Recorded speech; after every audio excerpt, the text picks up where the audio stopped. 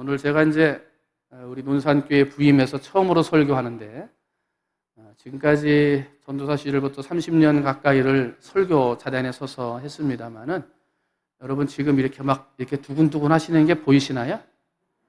안 보이십니까? 지금 이렇게 두근두근 합니다. 물론 매일같이 설교의 재단에 서서 했습니다만은 전혀 낯설은 성전에서 또 처음 뵙는 성도들 앞에서 설교한다는 것이 참 부담이 됩니다. 그러나 하나님께서 은혜를 주셔서 오늘 이 아침에도 하나님이 부어주시는 말씀의 은혜가 넘치게 될 줄로 믿습니다. 제가 이제 집사람하고 충무중앙교회에 있으면서 교회를 좀 옮겼으면 좋겠다 하는 마음으로 기도를 합니다. 둘이 기도를 하면서 가지고 있는 공통의 기도 제목은 행복한 교회 갔으면 좋겠다 하는 기도 제목이었습니다. 하나님, 행복한 교회, 행복한 성도들을 만나서 행복하게 목회할 수 있었으면 좋겠습니다. 이것을 위해서 집사람하고 함께 기도를 했습니다.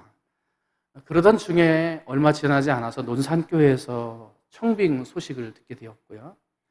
청빙위원회 장로님들을 처음 만났던 날, 그리고 이제 이사 오기 전에 우리 전체 장로님들을 만나서 함께 식사했던 자리에서 장로님들이 저희 부부를 환대해 주시고 처음 만나는 사람이었습니다마는 이전에 이미 알고 있었던 사람인 것처럼 편안하게 대해주시는, 그리고 섬겨주시고 대접해 주시고 목사님 목회하는데 우리 장로들이 다 힘이 돼서 목사님 돕겠습니다 라고 하는 이 말씀들을 다 해주시는 말을 들으면서 너무 행복했습니다. 그리고 너무 감사했습니다. 이제 통영까지 2시간 반 다시 차량을 운행하고 차량을 운전하면서 집에 가면서 집사람과 함께 주고받았던 이야기가 다 그 얘기예요. 참 감사하다. 장로님들을 만나고 돌아가는데 너무나 감사하고 행복한 것뿐이다. 이 말을 서로 주고받으면서 내려갔어요. 아직 사무총회가 되지는 않았는데 논산교회로 부임하게 됐다라고 하는 소식들을 들은 사람들이 참 많이 먼저 연락을 했습니다. 그런데 연락하시는 모든 분들이 다 이구동성으로 하는 말이, 야, 민 목사 참 좋은 교회 간다. 할렐루야. 참 좋은 교회 간다. 막 그런 분들이 다 전화하시는 거예요. 그러면서 어떤 분은 이렇게 말씀하세요. 도대체 무슨 복을 타고 나가지고 그렇게 좋은 교회 가냐고. 그런 얘기까지 들으면서 많은 분들의 축하의 전화 소리를 듣는데, 제가 이제 논산교회를 어떤 교회인지 잘 모르고 있었던 상황에서 나를 잘 아는 선배 후배들이 좋은 교회 가게 되었다 이야기해주는 이야기가 나를 참 행복하게 했습니다. 그리고 하나님, 논산교회 청빙받게 해주셔서 감사합니다. 이 기도를 드릴 수밖에 없었죠. 이제 이사를 왔는데요. 이제 화요일날 이사 왔어요. 새벽 기도 드리고 또 우리 성도님들 수요예배 아침에 때 만나고 이렇게 성도들을 만나서 인사를 하는데, 마스크를 쓰고 계시니까 얼굴의 반은 몰라. 이제 어떻게 생겼는지 얼굴의 반은 모르지만 마스크 위로 보여져 있는 눈매만으로도, 눈웃음만으로도, 또 인사하는 그 모습만으로도 목사를 섬겨주고 잘해드리고 또 존중해 주려고 하는 모습들을 제가 느끼게 되면서 성도들을 만날 때마다 참 행복하구나, 참 감사하구나, 이것을 깨닫고 있습니다. 여러분, 사람은 한결같아야 돼요. 오늘 제가 처음 우리 교회에 와서 행복하고 감사를 느꼈던 이 마음이 빼앗기지 않도록 최선을 다해서 행복하고 감사한 목회를 하도록 노력하고 최선을 다할 것입니다. 뿐만 아니라 우리 성도들도 함께 힘을 모아서 우리 장로님 기도하신 대로 좋은 소문나고 정말 멋진 교회라고, 제일 행복한 교회라고 소문날 수 있도록 우리 모두 함께 하나님 앞에 영광 돌리며 최선을 다하는 우리 논산교회 성도들이 되시기를 주님의 이름으로 축원을 드립니다.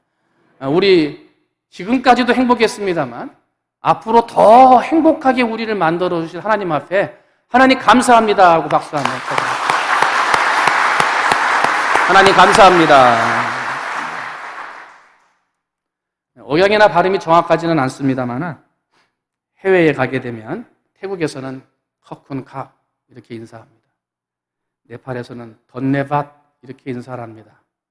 필리핀에서는 살라마포 이렇게 인사를 합니다. 무슨 인사냐면 감사합니다 하는 인사입니다. 감사합니다.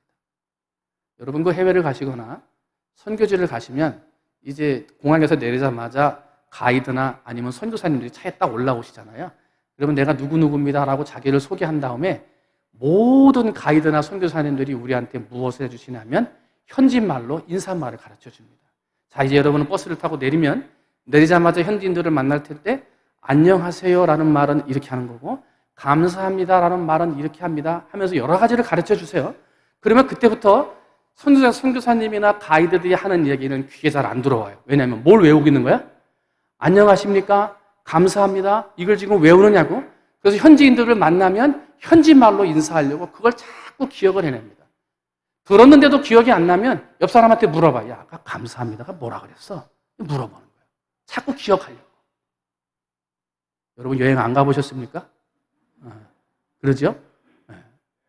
그런데 여러분 감사합니다라는 말이 여행 가서만 기억해서야 되겠습니까? 선교지에 가서만 감사합니다라는 말이 무엇인지를 기억하려고 자꾸 물어보는 말이 돼서야 되겠습니까? 건강한 성도라면 평상시에 늘 언제나 감사합니다. 내 삶으로 고백되어지는 삶의 모습도 감사합니다. 믿지 않는 사람들 모습 속에서 보여지는 내 모습이 저 사람은 예수를 정말 믿는 사람이구나. 어떻게 저런 환경 중에도 감사할 수 있을까? 삶으로 보여주는 감사가 우리 속에 있어야 되는 것 아닙니까? 여러분 그렇게 살고 계십니까? 감사가 풍만하게 살고 계십니까? 그런데 오늘날 한국의 교회 안에는 원불교 교인들이 많아졌다 이렇게 말을 합니다. 원불교 교인이라고 그러니까 뭐 불교 신자가 오느냐 말씀하시는데 그게 아니고요. 원망과 불평이 많은 신자를 원불교 교인이라고 그래요. 우리 논산교회는 원불교 교인 한 사람도 없는 줄 믿습니다. 여러분의 삶 속에서는 원망하고 불평하는 일이 없는 줄로 믿습니다. 그러면 하나님이 기뻐하시는 성도는 원불교 교인이 아닙니다. 감기 교인입니다. 감기 교인은 어떤 교인일까요? 감사하고 기뻐하는 거예요. 하나님이 기뻐하시는 교인은 원불교 교인이 아니고 감기 교인을 기뻐하신다. 오늘 사도 바울도 본문에서 뭐라 그래요? 범사에 감사하라. 이것이 너희를 향한 누구의 뜻이에요? 하나님의 뜻이라는 거예요. 감사하라는 거예요. 감사를 우리한테 가르치고 있어요. 골로새서 3장 15절로 17절을 보면 사도 바울이 감사에 대해서 또 이렇게 이야기를 해요. 말에나 일에나 다 주 예수의 이름으로 하고 그를 힘입어 하나님께 감사하라. 이렇게 무슨 일을 하든지 어떤 말을 하든지 무슨 말을 하냐면 감사하는 말을 하라는 감사하는 말을.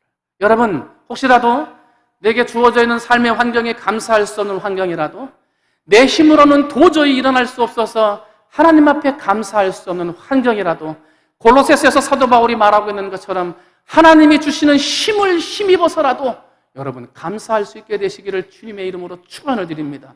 내 힘으로는 할 수 없지만 하나님이 주시는 힘으로라도 하나님 앞에 감사할 수 있는 여러분이 되시기를 주님의 이름으로 축원을 드립니다.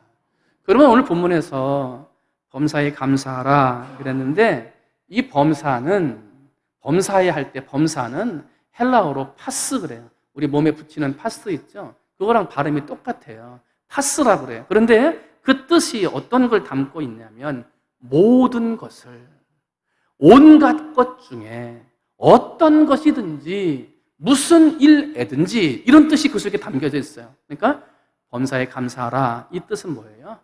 모든 일에 감사하라. 온갖 일들 중에서 감사하라. 어떤 것이든지 감사하라. 무엇이든지 감사하라. 이게 범사에 감사라는 거예요. 기쁜 일이 있든지 슬픈 일이 있든지 내가 좋아하는 일이 있든지 내가 슬퍼하는 일이 있든지 그럼에도 불구하고 하나님께 감사하라. 내 힘으로 할 수 없거든 하나님이 주시는 힘을 달라고라도 기도해서 하나님 앞에 감사하는 거예요. 이게 누구의 뜻이에요? 하나님의 뜻이라는 거예요. 그런데 이 뜻이라고 하는 말의 헬라어는 텔레마예요. 이 텔레마의 뜻은 뭐냐면 소원이라는 거예요. 소원. 그러니까 감사할 수 없어요. 힘들어요. 도저히 내 힘으로 할 수 없어요. 그럼에도 하나님이 주시는 힘으로라도 하나님 앞에 감사하려고 살아가는 것, 그게 누구의 소원이에요? 하나님의 소원이라는 거예요.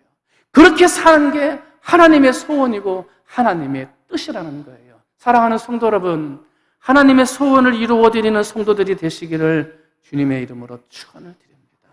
할 수 없으면 하나님 내게 감사할 수 있는 힘을 주옵소서라고도 기도해서 하나님이 주시는 힘으로라도 감사하는, 어떻게? 모든 일에, 온갖 일에, 무슨 일이든지 어떤 일이든지 기쁘든지 슬프든지 감사하든지 감사하지 못하든지 어떠한 환경에도 감사함으로 하나님의 뜻을 이루고 하나님의 소원을 이루어 드리는 성도들이 되시기를 주님의 이름으로 축원을 드립니다. 성경을 보면 감사할 수 없는 환경 중에도 하나님의 소원을 이루어 감사했던 사람이 있습니다. 우리가 욥이라는 사람을 잘 알지요. 욥은 형통할 때만 감사했던 사람이 아닙니다. 시험이 닥치고 고난이 닥쳤을 때도 감사했습니다. 하나님을 저주하고 죽어라, 아내에게 그런 말을 들으며 친구들로부터 조롱과 정죄를 받아도 욥은 하나님께 감사했습니다. 하나님을 찬양하고 그 입술로 하나님께 범죄하지 않았던 사람이 바로 이 욥이라고 하는 사람입니다. 욥기서 1장 21절 말씀을 함께 읽어봅니다. 시작. 주신 이도 여호와시요 거두신 이도 여호와시오니 여호와의 이름이 찬송을 받으실지니라. 아멘. 주신 이도 여호와시요 거두시는 이도 여호와시니 하나님이 찬송을 받으실지라. 이게요, 욥이 동방의 의인으로 부자가 되고 10명의 자녀와 잘 살고 있을 때 이야기한 게 아닙니다. 재산은 다 없어지고요, 10명의 자녀는 한날 한시에 다 죽어버리고요, 자신은 그 몸에 악창이 나가지고 깨어진 기왓장으로 몸을 긁어야 하는 그 비참한 환경 중에도 어떻게 해요? 주신 이도 여호와시요 거두시는 이도 여호와시니 여호와의 이름을 찬송 받으실지니라 하고 하나님 앞에 감사하는 거예요. 뿐만 아니라 욥기서 2장 10절입니다. 한번 읽어봅니다. 시작. 우리가 하나님께 복을 받았은즉 화도 받지 아니하겠느냐 하고 이 모든 일에 욥이 입술로 범죄하지 아니하니라. 한순간에 자녀가 다 죽었어요. 재산을 다 빼앗겼어요. 그 몸의 건강도 잃어버렸어요. 사람들이 정죄하고 조롱하고 핍박하는 거예요. 그 환경이라면 원망교인, 원불교 교인이 될 만도 한데 욥은 절대로 그 입술로 원망하는 죄를 짓지 않았어요. 하나님 앞에 범죄하지 않았다는 거예요. 신약 성경으로 넘어오면 욥에 못지않은 고난을 당했던 사람이 소개됩니다. 사도 바울입니다. 하나님을 핍박하던 사람이 부름을 받았습니다. 하나님의 사람이 됩니다. 그 이후로 한평생을 주만 위해 살았습니다. 복음만을 위해 살았습니다. 넘어져도 쓰러져도 매를 맞아도 감옥에 갇혀도 배가 파손하고 굶주리고 고통을 당해도 오직 주만을 위해 살았던 사람이 사도 바울입니다. 그런데 그렇게 살았던 사도 바울이 빌립보서 4장을 보면 감옥에 갇히게 됩니다. 주만을 위해 살았는데 감옥에 갇힙니다. 나이가 많은 노년의 병들어 있는데 감옥에 갇혔습니다. 누구도 찾아오지 않는 그 감옥에서 혼자 주의 이름을 부르고 있는 것입니다. 그를 걱정하고 있는 빌립보 교인들. 우리 선생님 그러다가 돌아가시면 안 되는데 걱정하는 빌립보 교인들을 향해 편지를 씁니다. 거기 사도 바울은 이렇게 말을 합니다. 주 안에서 항상 기뻐하라. 내가 다시 말하노니 기뻐하라. 걱정하고 염려하며 선생님을 바라보고 있는 교인들을 향해서 오히려 기뻐하라고 이야기를 합니다. 그것으로 끝나지 않죠. 아무것도 염려하지 말고 오직 모든 일에 기도와 간구로 너희 구할 것을 감사함으로 하나님께 아뢰라. 여러분, 이게 노년에 주를 위해 살다가 감옥에 갇혀서 죽음을 앞두고 있는 사도 바울의 사랑하는 성도 여러분, 성도는 어떤 사람일까? 성도는 욥과 같이 사는 사람이에요. 사도 바울과 같이 사는 사람이에요. 어떠한 환경, 매맞는 환경, 옥에 갇히는 환경, 마음먹은 대로 되지 않는 환경 중에도 입술로 범죄하지 않는 사람, 어떠한 삶의 고난 중에도 절대로 하나님을 찬양하고 감사하는 것을 잃어버리지 않는 사람, 위로하고 걱정해주는 사람들에게 오히려 기뻐하고 기뻐하라, 감사하고 감사하라고 오히려 권면해 줄 수 있는 사람, 그 사람이 건강한 성도입니다. 여러분, 어느 때든지 어떠한 환경에 있든지, 좋은 일이든지 안 좋은 일이든지, 기쁜 일이든지 슬픈 일이든지 항상 하나님께 감사하고 기뻐하는 감기교인들, 그래서 하나님이 기뻐하시고 그 영광 받으시는 은혜의 성도들이 다 되시기를 주님의 이름으로 축원드립니다. 할렐루야.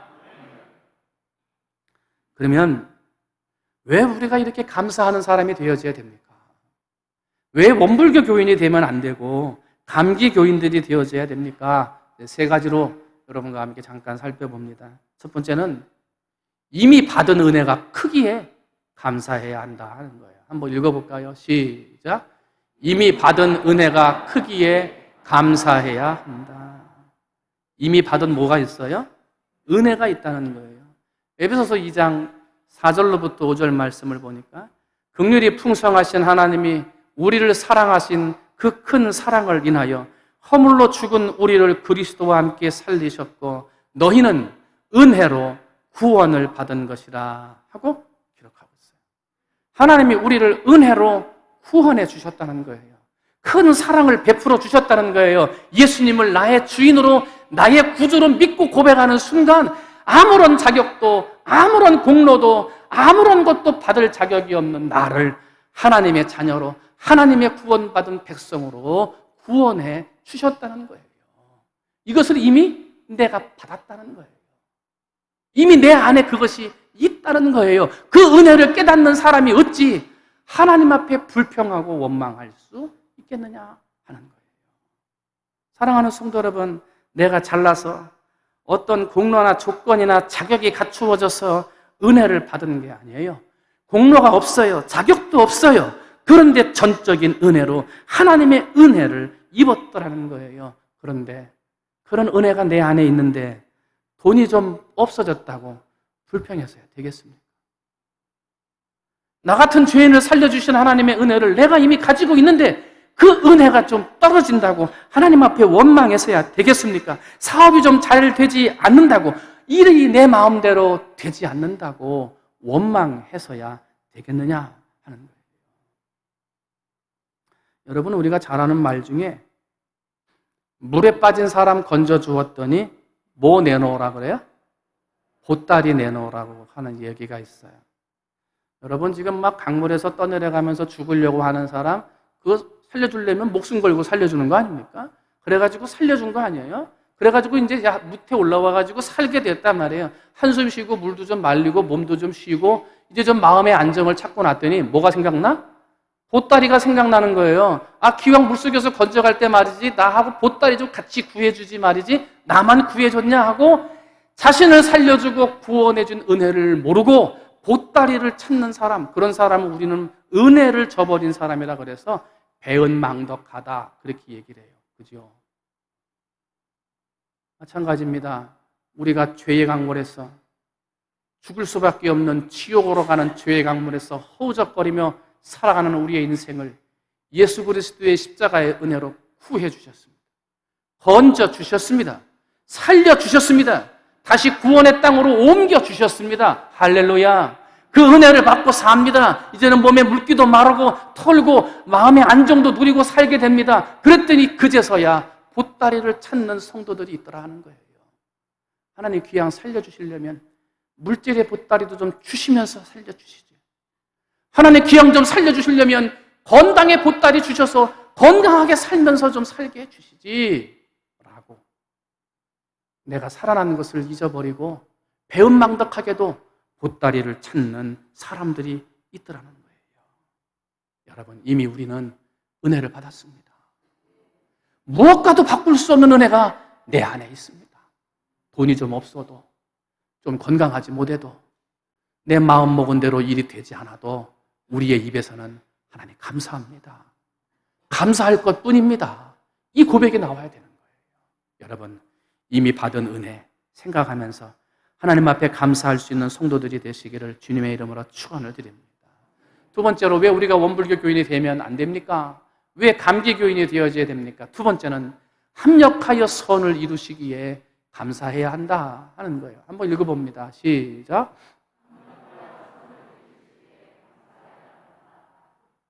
로마서 8장 28절을 보면 우리가 알거니와 하나님을 사랑하는 자 곧 그 뜻대로 부르심을 입은 자들에게는 모든 것이 합력하여 선을 이루느니라 그랬습니다.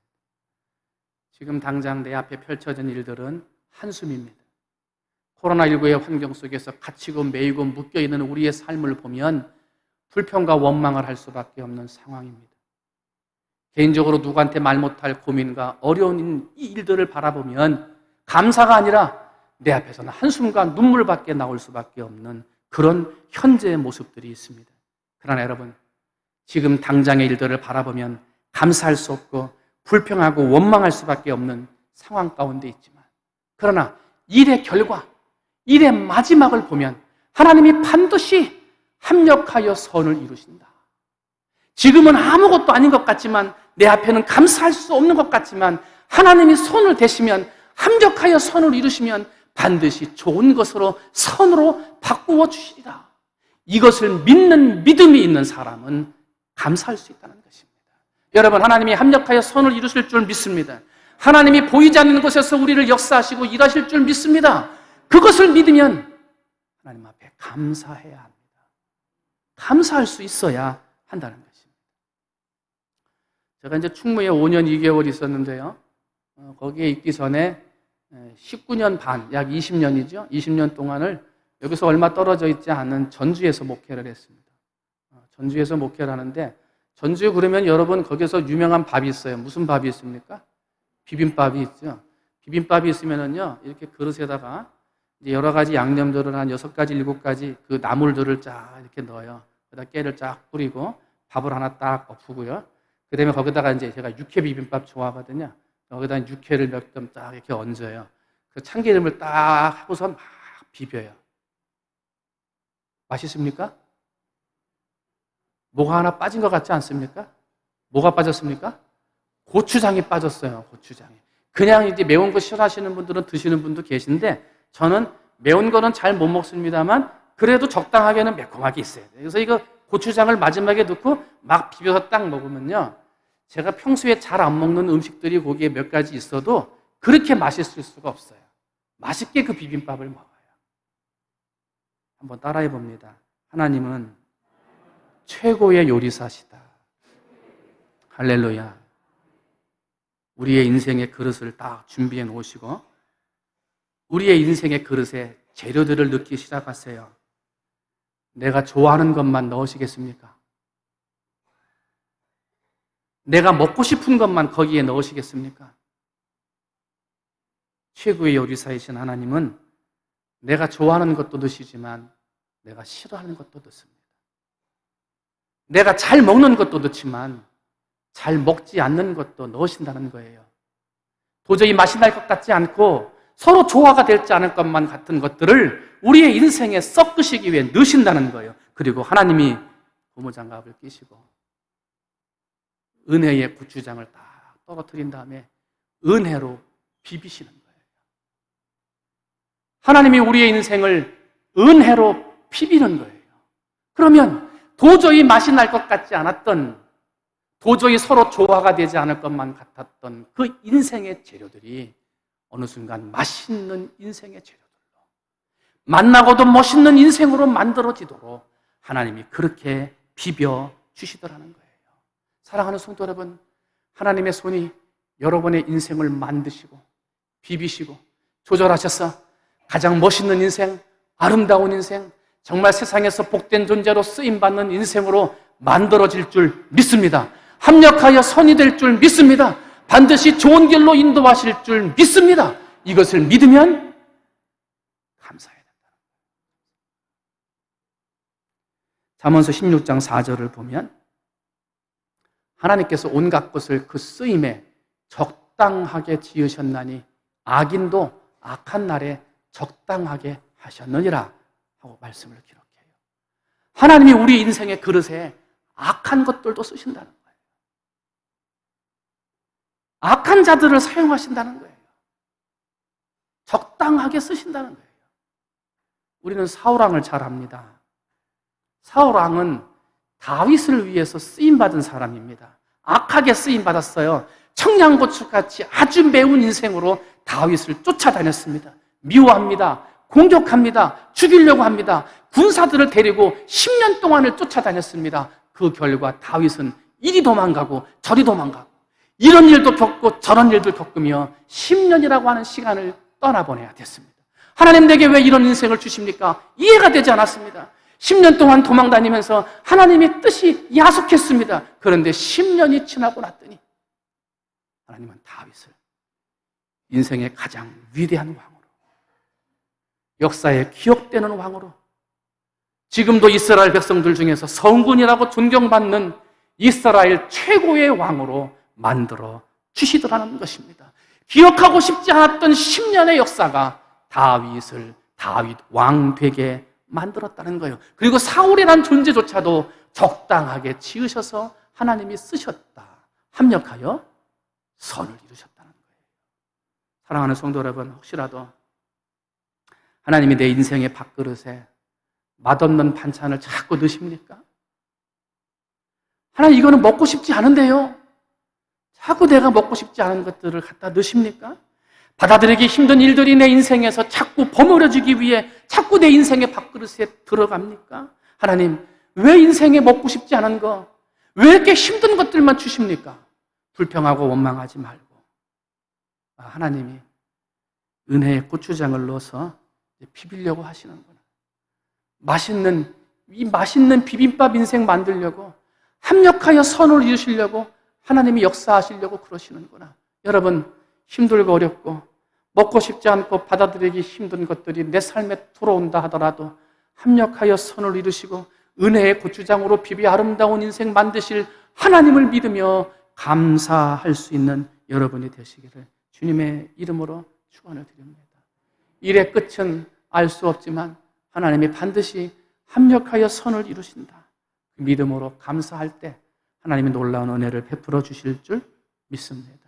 마지막 세 번째로, 우리는 왜 원불교 교인이 되면 안 됩니까? 왜 감기 교인이 되어져야 됩니까? 마지막 세 번째는 감사할 때 주시는 상이 있기 때문에 감사해야 한다 하는 것입니다. 한번 읽어볼까요? 시작. 감사할 때 주시는 상이 있기 때문에 감사해야 된다. 빌립보서 4장 6절은 이렇게 말합니다. 아무것도 염려하지 말고 다만 모든 일에 기도와 간구로 너희 구할 것을 감사함으로 하나님께 아뢰라. 그리하면 모든 지각에 뛰어난 하나님의 평강이 그리스도 예수 안에서 너희 마음과 생각을 지키시리라. 촛불을 보고 감사하면 하나님이 전등을 주시고, 전등을 보고 감사하면 하나님이 달빛을 주시고, 달빛을 보고 감사하면 하나님이 햇빛을 주시고, 햇빛을 보고 감사하면 하나님이 밝은 천국을 주신다. 스펄전 목사님이 감사에 대해서 하는 이야기입니다. 여러분, 지금의 현재의 상황은 힘들고 어려워도 이전에 이미 나 같은 죄인 구원해 주신 하나님의 은혜를 생각하며 감사하고, 지금 내 앞에 있는 비빔밥 재료들은 먹을 수 없는 건 내가 싫어하는 것들이 많이 있지만 그럼에도 하나님이 비비시면 맛있는 인생으로 될 줄, 합력하여 선이 이루어질 줄 믿으며 믿는 인생은 하나님이 그 인생을 복되게 하고 그 인생을 새롭게 하여 주신다는 것입니다. 여러분, 하나님 앞에 그럼에도 불구하고 감사하고 또 감사함으로 여러분의 미래가, 장래가 새로워지고 바꾸어지고 변화되어지는 복된 성도들이 되어주시기를 주님의 이름으로 축원을 드립니다. 사도 바울과 실라가 복음을 전하다가 매를 맞고 감옥에 갇힙니다. 감옥에 갇혔습니다만 감사하고 찬송합니다. 우리가 잘 알지요. 어떤 일이 일어납니까? 지진이 일어나고 옥문이 열렸습니다. 그들을 찾았던 착고가 풀려져 나갔습니다. 바울과 실라를 매로 때렸던 간수들이 바울과 실라 앞에 무릎을 꿇고 굴복했습니다. 그들이 나와 빌립보 교회를 세워 전화위복의 은혜를 누리게 되었다는 것입니다. 사랑하는 성도 여러분, 감사할 수 없는 환경, 하나님 앞에 눈물을 흘릴 수밖에 없는 환경 중에 계십니까? 그렇지만 우리는 감사를 고백해야 됩니다. 매를 맞는 환경, 감옥에 갇혀있는 것만 같은 어려운 환경이 나를 올가매고 있습니까? 그럼에도 나는 감사해야 합니다. 그러면 지진이 날 것입니다. 우리를 메었던 착고가 풀려질 것입니다. 우리를 가둬두었던 감옥의 문이 열려지게 될 것입니다. 우리를 힘들게 했던 악한 자들이 우리 앞에 무릎 꿇고 굴복하는 역사가 나타날 것입니다. 우리 앞에 있는 재앙적인 요소들이 다 사라지고 하나님이 태워버리시는 멸망의 역사가 우리 앞에 드러나게 될 것입니다. 어떤 사람? 감사하는 사람에게 그런 역사가 있습니다.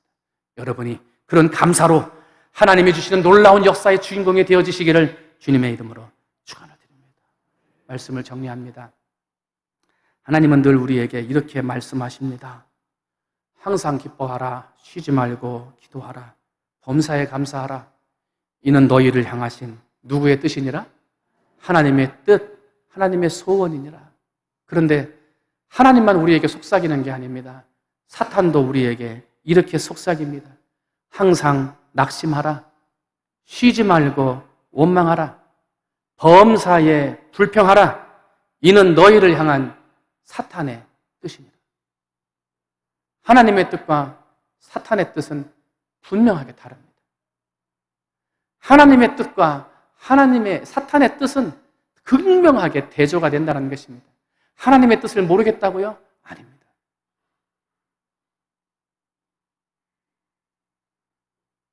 감사는 사람을 멋있게 만듭니다. 공부를 많이 했다고 해서 멋있는 게 아닙니다. 옷을 아름답게 입었다고 해서 멋있는 사람이 되는 게 아닙니다. 돈이 많고 외모가 아름답다고 해서 멋있는 것도 아닙니다. 멋있는 사람은 감사하는 사람입니다. 멋있는 사람은 어떠한 환경 중에도 감사하는 사람입니다.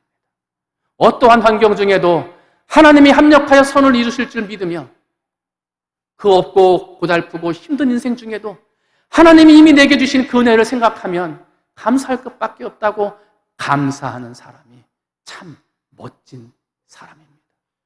우리 논산교회 성도들이 멋진 성도들이 되었으면 좋겠습니다. 맥주 감사절날 우리가 고백할 수 있는 것은 감사합니다. 감사한 것 뿐입니다.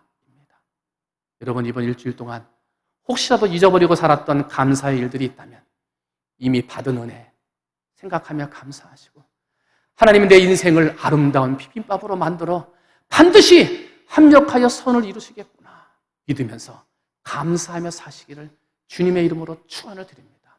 그러므로 하나님의 기쁨이 되는 성도, 하나님의 영광 돌리는 아름다운 모든 성도들이 다 되시기를 주님의 이름으로 축원을 드립니다.